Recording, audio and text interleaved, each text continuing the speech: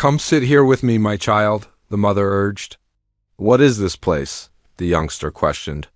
This is a memorial, the mother responded.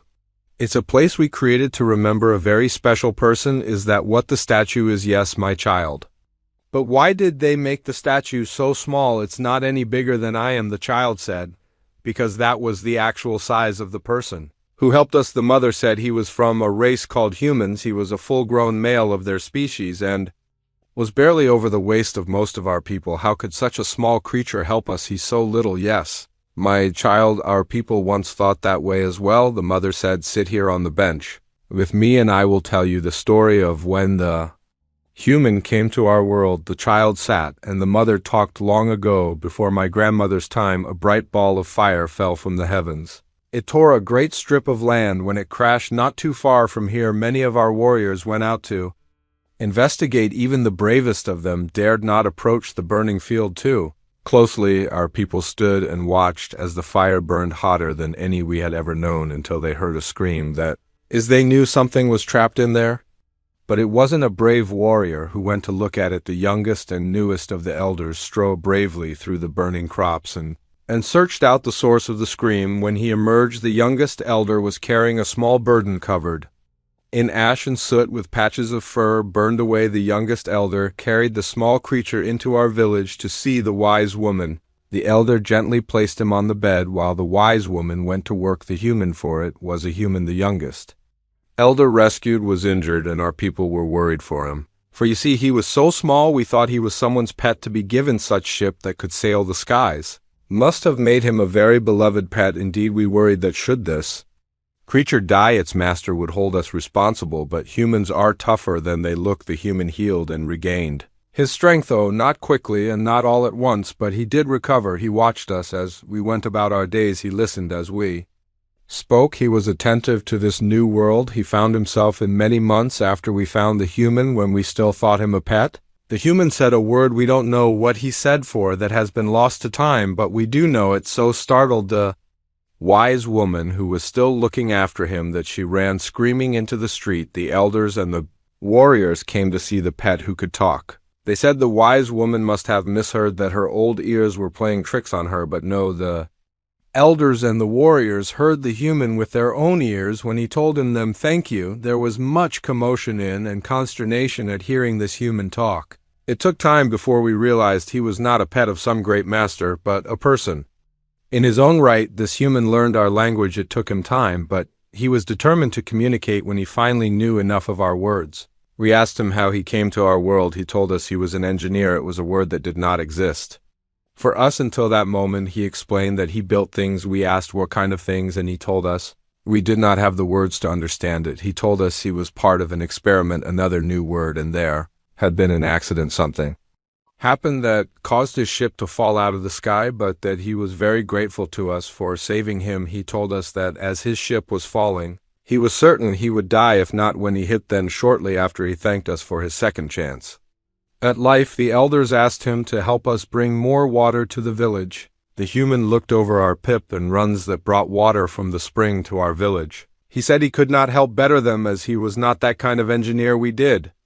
not know there were kinds of engineers, so this surprised us. The elders asked him to help us build things for a better harvest. He looked over our threshers and our plows and our tools, but said he could not help better them, as he was not that kind of engineer. The elders came to him a third time and asked him to help us build our children stronger, to make them smarter and heal better and listen to their parents more attentively. The humans sat and watched our children play. He watched our children laugh in the sunlight and sleep in the darkness, but he said he could not help better them, as he was not that kind of engineer. The human had lived with us for nearly a full season when the Gentile attacked. The Gentile were a cruel and vicious tribe from the mountains. They would often raid the village near the harvest, for crops would not grow in the rocky soil and hilly terrain of their homeland. Their people thrived on conquest and battle. They knew nothing of growing things or tending to flocks. They knew only of preying upon our people. When the human heard that the Veto were coming soon, he asked several of the warriors to come with him to his wrecked ship. He had never visited and only rarely spoken of his ship since he came to our world, so this surprised our people. Many of our bravest warriors accompanied the small human to his ship, where he gave them instructions on how to handle any bends, tears, lifts, or crushes. The warriors listened because the human had earned their trust by that point. On the 8th morning, following the journey to the human ship, the Genta appeared. At the foothill's edge, a great grading party marched toward our village. They knew our warriors would be no match against their strength, and so they employed no cunning. The early light glinted off their crude-edged weapons. Their piak meal armor rattled as they approached, but the Gentile were stunned when they saw no warriors awaiting them in the fields outside the village, as he always happened before. The only one there to greet them was a lone small human with a large metal sculpture. Near him you see the human bought our warriors and our elders, every person in the village, to stay inside and offer no resistance to the Genta. The chief of the Genta marched upon the tiny human. The chief was insulted that the village had left only one small animal and a statue to guard their village. The Gentile were mighty warriors, and such a grave insult would not go unanswered when the chief was a dozen paces from the human. The smaller creature shouted for the chief to hold. The chief was surprised the animal could talk and crashed to a halt in sheer surprise. The human looked up into the scarred and worn face of the chief. The human said that if the Genta turned and left now, he would let them live, he would show them mercy. While we did not understand the word engineer, the Gentile did not understand the word mercy, even though it was in our tongue. As with many things, they decided it was an insult since they could not understand it. The chief raised up his mighty war club and let out a deafening battle cry. Our people watched from village, terrified of what the Gentile would do now that their blood was up. The chief, who was twice as tall and 10 times as strong as the human, leaned forward to charge the human. However, the human was 1,000 times smarter than the chief, and as the chief approached the small human, the sculpture next to him emitted a great and beastly roar and a spear of light that was 100 times brighter than the sun. They say that the sculpture leaped out towards the chief, leaving behind nothing of the vicious Genta chief. His footprints smoldered where he stood. The Gentile war party was furious. How could this small, pathetic excuse for a warrior destroy their beloved and powerful chief? How could these low plains farmers dare oppose the powerful and lethal Gentile? They charged at the human with screams on their tongues and bloodlust in their hearts. The sculpture next to the human gave another powerful roar, and a large portion of the Gentile population vanished, but they continued to charge. The human would point, and the sculpture would turn and destroy everything in that direction. Left, right, center, the war party kept getting smaller, but they had never even approached the tiny human within a spear's length. Eventually, when the strange metal sculpture had destroyed more than half of the war party, the survivors turned and fled, realizing they had no chance against the human and that their strength and weapons were insufficient against a creature that stood no taller than the belts they fastened about themselves. Their shame was all-consuming, and they wept as they ran back to the hills, back to the mountains, into their caves and fortresses. The Gentile ran, but it was not enough. The human was not satisfied.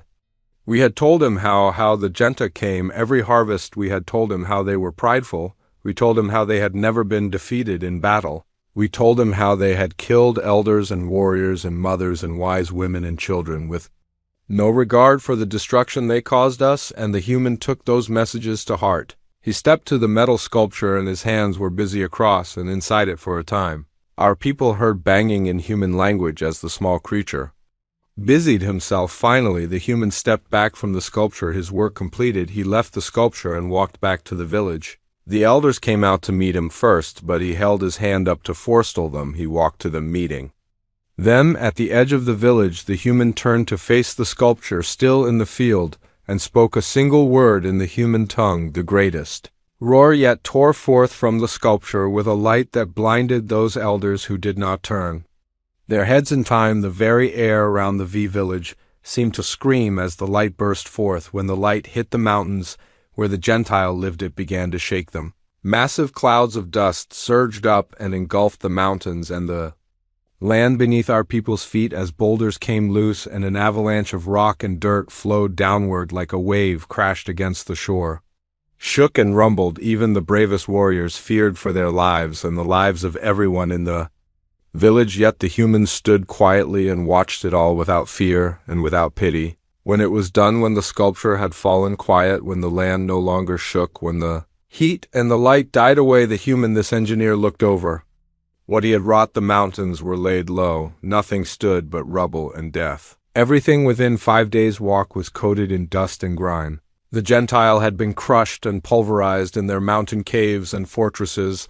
Warriors and mothers, elders and children, all were dead and destroyed. Never more would the Gentile disturb our village or any other. Never again would our mothers cry out as a Gentile. Raider smashed in the heads of her children. Never again would the elders be forced to kneel to the Gentile chiefs, for the Gentile were no more. The very mountains themselves had been reduced to gravel, changing the landscape and even the weather around the village. All of this done by one small human who had crashed to our village. From the sky, as he walked back into the village, the human paused by the elders and said, "That's the kind of engineer I am, and so we honor him yet with this statue by telling his story, by passing along what he taught us, that a person's strength is not always something one can see from the outside, that you cannot judge a person's worth until you know them, that any of us can make a difference and all of us are important."